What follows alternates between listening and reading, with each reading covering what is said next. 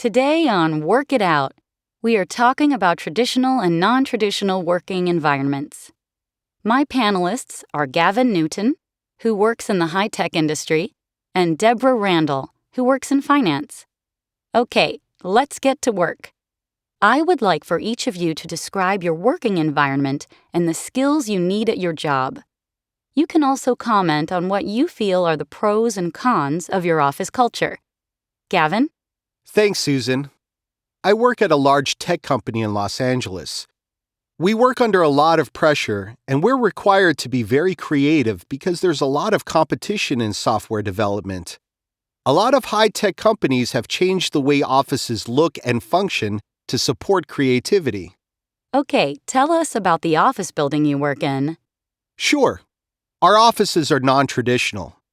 First, nobody has a private office, not even the executives. There are conference rooms where people can have meetings, but no offices. In fact, we don't even have our own desks or workstations. The idea is that people get bored and are less creative if they always sit in the same place all day, every day. There are desks, so we can use a desk if we want to, or we can sit at a table in the office cafe, or lie on a sofa and work on our laptops. Wow, that's amazing! I can't imagine lying on a sofa at work. Yeah, it's different for sure.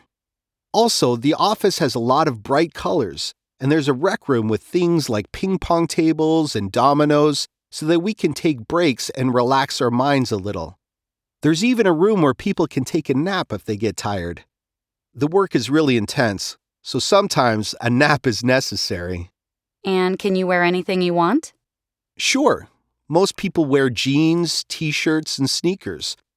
Some of the execs dress up a little more if they have meetings with clients, I guess, but really nobody wears suits and ties. And does everybody work the same hours, or is the schedule pretty flexible? The execs usually work 9 to 5, but the techies not so much. Some employees work on a flexible schedule, which means that people start and finish work at different times of the day. For example, I work better in the evening, so I work from 1 to 9 p.m. Actually, we have a few people who don't live in the area, so they work remotely from their homes. We all work a lot of overtime, especially when we have a big project.